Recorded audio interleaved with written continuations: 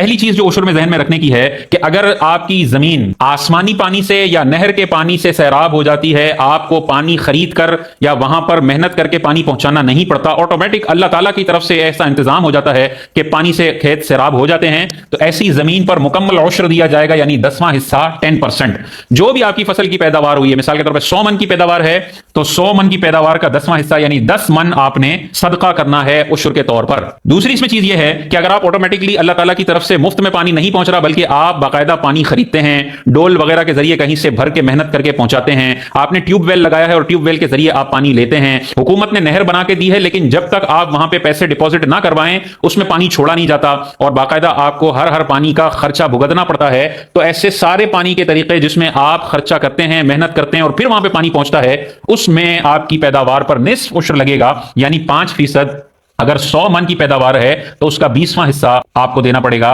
یعنی 5 من آپ نے گندم، جو بھی ہے گندم ہے، چاول ہے، جو بھی ہے وہ صدقہ کرنا ہوگا۔ تیسری چیز عشر کے حوالے سے یہ ذہن میں رکھنی ہے کہ کل پیداوار کا عشر یا نصف عشر دینا ہوگا۔ یہ نہیں کر سکتے کہ میرا کل پیداوار 100 من ہوئی ہے، اس 100 من کے بنتے ہیں مثال کے طور پہ 30 لاکھ روپے، لیکن میرا جو اس کاشتکاری میں جو خرچہ لگا ہے وہ 15 لاکھ لگا ہے تو میں نیٹ جو ہے وہ 15 لاکھ کا 10% دے دوں، یہ غلط ہے۔ جو پیداوار ہوئی ہے اس پیداوار پر ہم نے دینا ہے، کیونکہ یہ زمین کا حق ہے، زمین کی پیداوار پر آپ اللہ تعالیٰ کی بارگاہ میں یہ عشر پیش کر رہے ہیں، تو زمین کی پیداوار کا 10 یا 5% ہوگا، آپ نے اس میں سے خرچے مائنس نہیں کرنے۔ حتیٰ کہ اگر 30 لاکھ کی آپ کی فصل ہوگی اور اس کو لگانے میں جو آپ نے خرچہ کیا کچھ مسائل ہو گئے تھے اور خرچہ 32 لاکھ کا ہو گیا،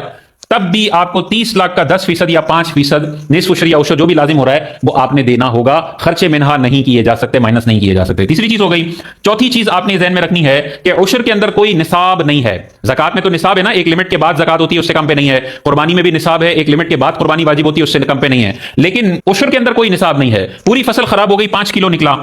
تو 5 کلو کا بھی عشر یا نصف عشر دینا پڑے گا، کیونکہ اس میں کوئی نصاب نہیں ہے۔ چاہے 1 کلو نکلا، چاہے 5 کلو نکلا، چاہے 5000 کلو نکلا، کچھ بھی نکلا ہے، جو پیداوار ہے اس کا عشر یا نصف عشر دینا پڑے گا۔ اس میں بلوغت بھی شرط نہیں ہے۔ زکات میں بلوغت شرط ہے، بالغ ہوگا پھر زکات لازم ہے۔ قربانی میں بلوغت شرط ہے، لیکن چونکہ یہ زمین کی پیداوار پر لگتا ہے تو پیداوار بالغ کی بھی ہو رہی ہے اور نابالغ کی بھی ہو رہی ہے۔ تو اگر نابالغ کی ملکیت میں کوئی کھیت کھلیان ہے اور وہاں سے کوئی فصل اگتی ہے، کوئی پھل وغیرہ وہاں سے نکلتے ہیں، تو نابالغ کے اناج میں سے بھی، فصل میں سے بھی عشر یا نصف عشر دینا لازم ہوگا۔ جس کی کسٹڈی میں وہ مال ہے وہ نابالغ کی طرف سے ادا کرے گا عشر یا نصف عشر۔ اسی طرح یہ بھی ذہن میں رکھیں کہ بہت سارے لینڈ لارڈز ہیں، وہ کیا کرتے ہیں، زمین کو ٹھیکے پہ دے دیتے ہیں، کرائے پر دے دیتے ہیں اور کرایہ وصول کرتے ہیں، اور پھر وہاں پر جو کسان ہوتا ہے جس نے یہ زمین کرائے پر لی ہے وہ مالک مکان کو کرایہ دے دیتا ہے اماؤنٹ میں اور پھر اس زمین پر کاشتکاری کرتا ہے۔ تو سوال یہ پیدا ہوتا ہے اس زمین پر جو فصل اگائی گئی ہے اس کا عشر کس نے دینا ہے، مالک کے زمین نے دینا ہے یا کاشتکار نے دینا ہے؟ تو اس میں 2 موقف ہیں۔ امام اعظم ابو حنیفہ رحمۃ اللہ تعالی علیہ ارشاد فرماتے ہیں کہ زمین کا جو مالک ہے وہ عشر دے گا، اور صاحبین ارشاد فرماتے ہیں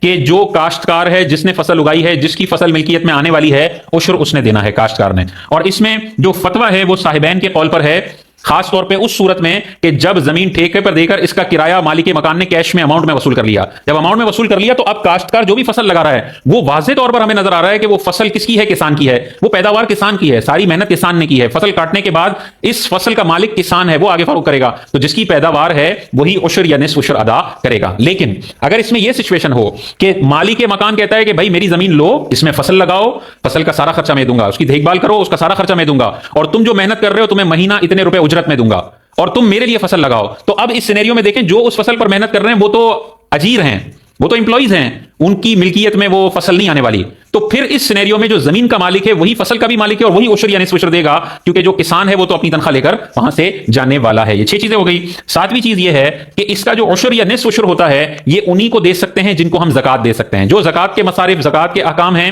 دینے کے حوالے سے، وہی اس کے بھی احکام ہیں، یعنی فقیر کو دینا پڑے گا، مسکین کو دینا پڑے گا، سید کو نہیں دے سکتے ہیں، سید کی صاف ستھرے پیسے سے مدد کرنی ہے، یہ عشر یا زکات کے پیسے سید کے لیے نہیں ہے۔ یہ بڑے بڑے مسائل ہیں عشر کے حوالے سے، وہ ذہن میں رکھنا چاہیے۔ بہت بڑی تعداد ہے، ہمیں تو بہت سارے لوگ فون کرتے ہیں نا، گاؤں کے اندر ایگریکلچر ہمارا ملک ہے، بڑی بڑا رقبہ ہے، زمینوں کے اندر ٹنوں وزنی لاکھوں ٹن گندم کی پیداوار ہوتی ہے، پھلوں کی پیداوار ہوتی ہے، سبزیوں کی پیداوار ہوتی ہے، پیازوں کی پیداوار ہوتی ہے، لاکھوں ٹن پیداوار ہوتی ہے، لیکن آپ ان ہزاروں کسانوں سے پوچھیں تو ان میں سے شاید 1-2% ہوں گے جنہوں نے عشر اور نصف عشر دیا ہوگا۔ اگر ان کو بولیں بھی نا کہ بھائی 100 من میں سے 10 من آپ نے دینا ہے، تو بھائی وہ تو پریشان ہو جاتے ہیں کہ 10 من ہم کیسے دیں، اور اگر ٹیوب ویل وغیرہ سے لے رہے ہیں تو 5 من ان کو دینا ہے 100 من میں سے، تو بھی پریشان ہوتے ہیں کہ ہم کیسے دیں۔ تو بھائی اللہ تعالیٰ نے اس زمین کو آپ لوگوں کے لیے پیدا فرمایا ہے، اس میں سے یہ شاندار جو اندر سے غلہ نکلا ہے وہ اللہ تعالیٰ نے پیدا فرمایا ہے، تو جس اللہ نے آپ کو 100 من کی پیداوار دی ہے اسی اللہ کا یہ حکم ہے کہ اس 100 میں سے 5% آپ نے صدقہ کرنا ہے۔ کر دیں گے، اللہ تعالیٰ اس 100 میں برکت برکت ڈالے گا. یہ 95 جو بچ گیا یہ بہت بابرکت ہوگا. اور کنجوسی کریں گے, بخل کریں گے, اللہ کی آیتوں کو پسے پشت ڈالیں گے